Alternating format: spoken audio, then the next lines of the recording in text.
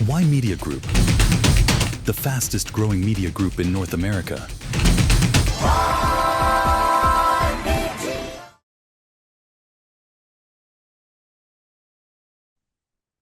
Hello and welcome to Y Media Newsroom. I'm Ramona Singh, and we have a great show for you today as we bring you the latest international, national, and local headlines shaping our world. So, the big question remains today is Canada in a recession or not? New economic numbers are sending conflict signals here in Canada as Canada's official recession referee says it's too soon to call and to make that announcement that Canada's in a recession after two consecutive GDP declines. And many Canadians are wondering what's next. And then it comes the job reports that was announced by Stats Canada that saw a very surprising number for last month. The latest employment numbers have economists rethinking their forecasts, and we're going to tell you why. And also, a critical trade deadline is approaching. Canada is pushing for a major extension when it comes to CUSMA trade pact. But behind the scenes, there's key disputes remaining unresolved with our American counterparts. We're going to let you know what that means for jobs, exports, and the Canadian economy. And south of the border, a surprise development in Washington, D.C. has delivered a political victory for President Trump, but only by a narrow margin after many recent blows to his agenda by the House and their votes. We'll break down what's happening and why this matters and the latest developments in the Middle East as we're watching all that and much more when it comes to some domestic stuff. So you want to stay tuned with us on Y Media Newsroom. Now, on our top story on whether Canada is in a recession or not, for the past little while, we saw Stats Canada numbers come out when it comes to Q1 of 2026 and Q4 of 2025, showing us that the economy had contracted, and that would mean that we're in a technical recession.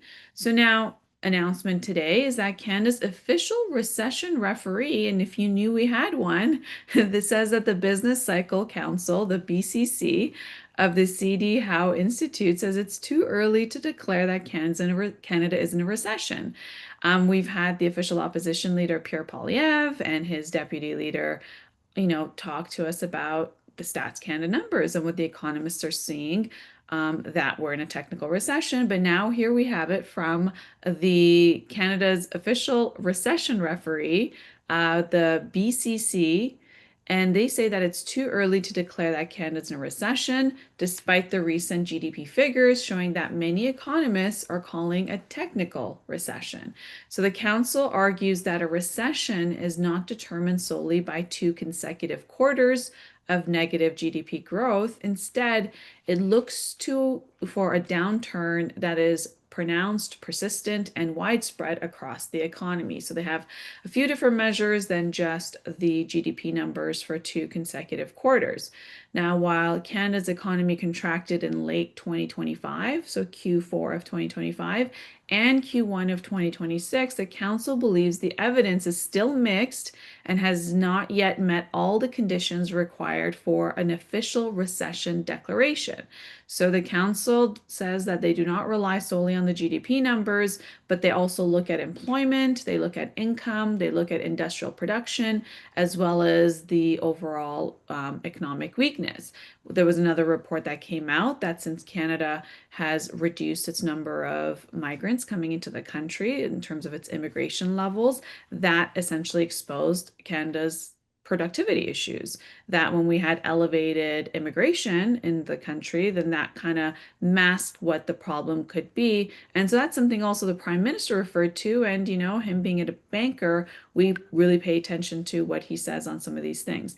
Now, the prime minister has said that he acknowledges the economic weaknesses, but says that the government reforms and lower immigration are the contributing to uneven economic data. So this is stuff that we're watching out for. And the Bank of Canada has also cautioned against putting too much weight on a single GDP indicator, they said, when they made their announcement, that the April data suggests that economic activity may have rebounded. And to that, we have the latest numbers of the job numbers for last month. So, just to give you an overview of what Canadians have been looking at and what economists have been looking at as well, is that you had Q1 of this year of 2026, you saw the GDP, contract by 0.1%, right? So that's minus 0.1% annualized. And in Q4 of 2025, the GDP contracted by minus 1%. And so, given that that's the case with two consecutive quarters, is what was posted as the negative GDP growth, therefore a technical recession. Now, Stats Canada's preliminary estimates for April of 2026 showed the GDP did rebound by 0.4%, so in the positive month over month. And Canada's population declined for a second consecutive quarter, reducing one of the key drivers of economic growth seen in recent years. So that's also part of the discussion of, do we keep the immigration numbers down, or is this something that the federal government is going to look at when it comes to productivity and contribution to the economy? So now here are some key facts that we've seen just announced for last month. We have seen now that Canada's added 87,800 jobs. That's approximately, let's round it to 88,000 jobs in the month of May, right? So that's also on the back of seeing the uptick in jobs. And unemployment rate fell from 6.9% nationally to 6.6%. So that's a massive improvement with the number of job increases in Canada in the last month, and that 0.3% reduction in the unemployment rate. Now, this was the first significant monthly employment gain of 2026, so it's significant that we're seeing these numbers. So when it comes to full-time employment, it increased by 154,000 jobs, and part-time employment declined by 66,200 jobs. The employment rate rose to 60.7%, and this is the first increase since November of 2025. So even though we saw the downturn of the contraction of the GDP in Q4 of 2025 and Q1 of 2026, we're seeing this increase now since, when it comes to the employment rate, since Q4 of 2025. Now, this does come from private sector hirings that has led to the gains, and wage growth has slowed from 4.8% to 3.2%, reducing inflation concerns. So those are massive indications. So number of jobs added, we've rounded up to 88,000 jobs. Well, the forecast was just about 10,000 more jobs. Unemployment rate is now 6.6%. Previous month to that was 6.9%. So that's a reduction of 0.3% in the unemployment rate. When it comes to full-time jobs, we saw an increase of 154,000 jobs, and part-time jobs lost 66,200 jobs. Employment rate is at 60.7%. Youth unemployment is still quite high. It's at 13.4%. It is quite alarming for youth and their entry level into the job market. And wage growth is 3.2% year over year. So where did these jobs come from? Which sectors? Now, what's interesting is that it came from construction. There was 26,800 jobs created in the construction industry. In information, culture, and recreation, there was 19,300 jobs created. In transportation and warehousing, there's about another 18,700 jobs created. And in accommodation and food services, we saw 17,000 jobs. What sectors lost the employment when we saw 66,000 employment when it comes to part-time jobs lost? Well, that comes from wholesale and retail trades. They lost about 35,000 jobs right there. So what does this mean? Well, the report, shows that there is a situation where Canada was contracting, and there's been lots of fears when it comes to what it means for the CUSMA renegotiation. A lot of industries have been hit since President Trump came back into office, and what it means for, buying Canadian and for so many sectors when it comes to tourism and whatnot. But when it comes to job numbers, it's important to take a look at to see is there a growth in full-time jobs, part-time jobs, and then compare that to what's happening with, for youth jobs. And so May was one of the strongest employment gains this year. And for the Bank of Canada, the data reduces pressure to cut interest rates, and this may support keeping rates unchanged. So that's, the Bank of Canada takes a look at our inflation and sees, where is it at? Is it at target? And if so, that will determine what to do in terms of rate cuts or keeping it consistent. Now, what was significant in the job numbers that came out by Stats Canada is that Alberta is doing actually quite well. Employment's up 104,000 jobs year over year. That's the largest annual employment growth among provinces, which is at 4.1%. So that was very significant to take a look at, that Alberta is increasing its employment. We have been hearing all the announcements from Alberta as of late in terms of them picking up their economy with the latest agreement they did with the federal government, which ties it when it comes to carbon capture and over what period of time, and when it comes to tying it to pipelines. Although Alberta is going through a situation of a separatist movement, which we've been covering and will continue to cover. But going back to the job numbers, the youth unemployment rate has declined from the previous month. So this is youth aged from 15 to 24. They've experienced one of the strongest improvements in the labor market, even though it's still very high. The unemployment rate fell from 14.3% to 13.4%. This is the first decline since January. Full-time youth employment increased by 99,000 jobs, offsetting losses earlier this year. So, however, youth unemployment remains quite high, higher than pre-pandemic norms, and we're keeping an eye on that. Now, when it comes to unemployment rate, it's down among core aged women and men. So workers aged 25 to 55 saw solid employment gains. Employment increases by 31,000 among women and 25,000 among men, while unemployment fell to 5.5% for women, and for men, it was 5.7%.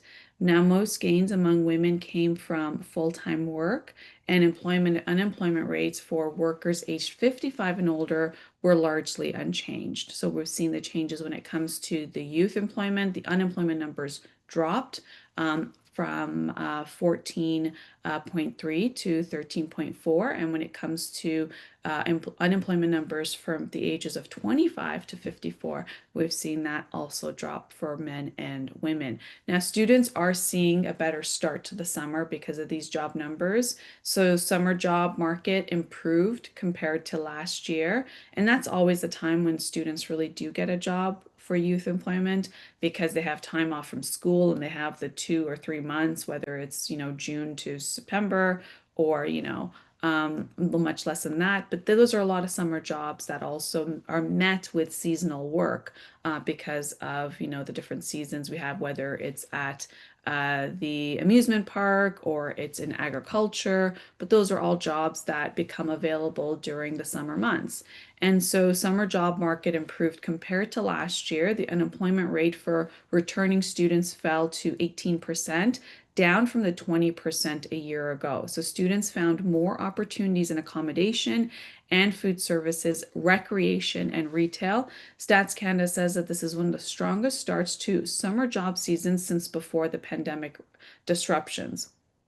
So what does this mean in terms of the big picture? The biggest gains we saw was in construction with 27,000 jobs, information, culture, and recreation, that's 19,000 jobs, transportation and warehousing, that's 19,000 jobs, accommodation and food services, that's 17,000 jobs, and manufacturing's at 15,000 jobs. And where we saw job losses, about 35,000 job losses have gone into wholesale and retail trade. So we're seeing that difference. Now, when we come to breakdown of jobs per province, Ontario's had the biggest contributor to national growth, job growth. So when we look at the highlights there, it has increased 42,000 jobs, British Columbia about 25,000 jobs, Alberta about 14,000 jobs, Prince Edward's Island at 1,200 jobs, and Saskatchewan has lost about 6,100 jobs. So Ontario's unemployment rate fell to 7%,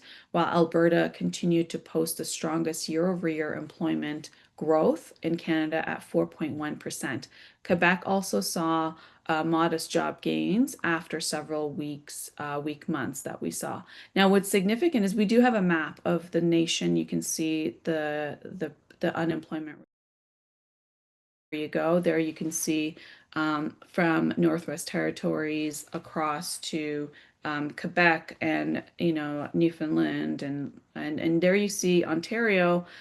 There at the unemployment rate is 7%, and that's the percentage drop from the previous month is that's minus 0.5. So therefore, the unemployment rate, has had a reduction since the previous month. You're seeing that consistently all throughout in terms of what the unemployment rate is. In BC, it's 6.8. Alberta, you have 6.6%. Saskatchewan, 6.2%. Manitoba at 5.5%, Ontario at 7%, Quebec at 5.6%, and we're seeing the highest numbers in Nunavut at 12.5%, and then we're also seeing it uh, in Newfoundland and Labrador at 9.6% of unemployment rate, PEI 6.7%, Nova Scotia 7.1%, and New Brunswick at 7.2%. The national number now is for unemployment is 6.6%. That is a drop by minus 0.3%. We also have stats for you to see for when it comes to jobs. We have the numbers there. We can show you in terms of which industries. You can see that the gains when we talked about construction are the most. Um, there you have, yeah, I know we have a graph, so we'll just show you the graph right now. So you have construction, which is at its highest peak, and then you could see the reductions are it's a graph. You'll see from construction to wholesale and retail at the bottom, which we're going to show you right now. Yeah, so here we have, let me take a look at what we are showing to you here. Okay, so here we have our numbers for work locations. So this is significant. I'll tell you why this is significant, because this is showing you about Canadians in terms of where jobs are, right? So the dark blue is only outside of the home. So you're seeing that majority of the jobs are still outside of the home. And then the light blue is only at home. And then you have the hybrid, which is the red color. So you could see that, the growth has definitely picked up when it comes to jobs outside of the home. And it's definitely reduced a little bit when it comes to only at home. There's numbers there. If you go to the next one, you'll see numbers on that specifically. And so we can show you that. Here you're seeing the job numbers for the three major cities in terms of Montreal, Toronto, and Vancouver. And what you see here is that we're looking at from January to May from 2023 to 2026 at the same time period. And you could see that when it comes to the labor force for jobs, you could see that Toronto, not doing so well in comparison to the rest of Montreal and Vancouver. But what I want to do is go to where the job numbers are in industries. So if we can show that, that'd be great. Here, let's do that. If you can show me the job numbers per industry, starting with construction. Can you go to that? Okay, so here you see construction. We also have a graph for it as well. But here you have construction at 26.8%, and this is showing you in percentages, in thousands of where jobs are growing. And there you can see information, culture, recreation at 19,000, transportation, warehousing at 18.7 thousand, accommodation and food services and manufacturing at 17,000, Manufacturing there is, sorry, at 14,700. Then you go into the healthcare and social assistance at 13,000 jobs created. Other services fall under 12,000. Professional, scientific, and technical services are at 10,000 jobs created. And then educational services at 7,000. Business, building, and other support services at 1.6. Um, and then agriculture, you're having there at, 1,300 jobs created. But then when you start seeing the decline in natural resources, and this is interesting because our entire conversation has been around natural resources and positioning Canada. So you have that at, a minus of 1,800 jobs lost. And then you have utilities, that's 2,300 that jobs lost. And then finance, insurance, real estate, rental, and leasing, that's significant because we know the housing market, even though we saw it do a little bit better last month, but because there's still a lot of inventory and prices have decreased, even though the numbers are a little bit up by 6%, according to Toronto housing real estate numbers. But here you have, in general, when it comes to finance, insurance, real estate, rental, and leasing, you have about 7,300 jobs lost there. Public administration, that's 8,200 job losses. And the overall, when it comes to wholesale, retail, and trade, there you have the most job losses at 35,000. So those are significant numbers. We do have a graph, if you can show that, of the same thing of construction, so you could see just how it looks on the benchmark of zero. And then when that comes up, of course, we'll take, there you go. So that's how it gives you a nice visual to see, where you see the growths. Anything on the left of the zero, it's in the negatives, which is starting, right at agriculture, no, right at national resources and down. And then anything on the right side of the line, on zero, it's the growth numbers. So for construction, we know that trades has been, the talk about where industries are going right now, and where job creations are. And of course, there's defense. So we're going to keep track of this to see what's happening in Canada when it comes to the numbers. But, when it comes to Toronto, this is important because unemployment has falls in Toronto, Montreal, and Vancouver. It's important to track these three largest metropolitan cities. So we've seen the improvements in Toronto. The unemployment is 6.8%, down from the peak of 9% in 2025, and it's the lowest since November of 2023. In Montreal, the unemployment rate is 6.5%. It's down by 1.2 percentage points. In Vancouver, the unemployment rate is 6.4%, down from 0.6 percentage points. It's important to keep track of cities like Toronto, Montreal, Vancouver, because that's where majority of the jobs are, and that is our three major cities, to see how well they're doing, and gives you an economic snapshot of where Canada is on that. But what's interesting is we're seeing that, working outside of the job has increased to about 78.8, so you can round it up to 79% of the jobs are now outside of the home.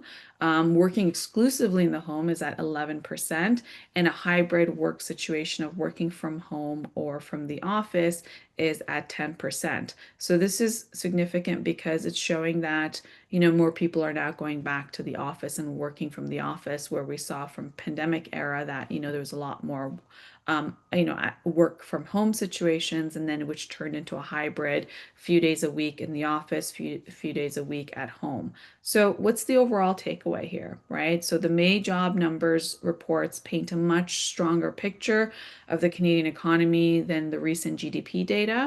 And employment growth has, broad-based across industries when it comes to provinces, age groups, and full-time and part-time work. Unemployment numbers fell, wages continue to rise, and layoffs remain low. So while these challenges remain, we're watching in terms of what's happening in the weak retail hiring. It lost 35,000 jobs. The tariff uncertainty, of course, is of a high concern, and what it means when it comes to the labor market on showing resilience. It's important to be able to track all that, given a time where we're seeing the numbers come out from the GDP to now seeing the job numbers take place, right? So this is one of the strongest economic reports so far in 2026 that Canada has received in months, essentially challenging what could be that maybe the economy is in a broad-based recession, but we know the economists called it a technical recession, not exactly a recession. So we're going to see what it means for the job numbers for the month of June now that we're in the summer season, and there are a lot of summer jobs that get created. We're watching those numbers. Also, Canada is ramping up its efforts to secure the trade agreement with the United States and Mexico. July 1st is the deadline for the renegotiations of CUSMA. That is around the corner. We're going to take a quick break, come back, tell you what the latest is with our Trade Minister, Dominic LeBlanc, who just came back from Washington, D.C., and we have the latest for you on that.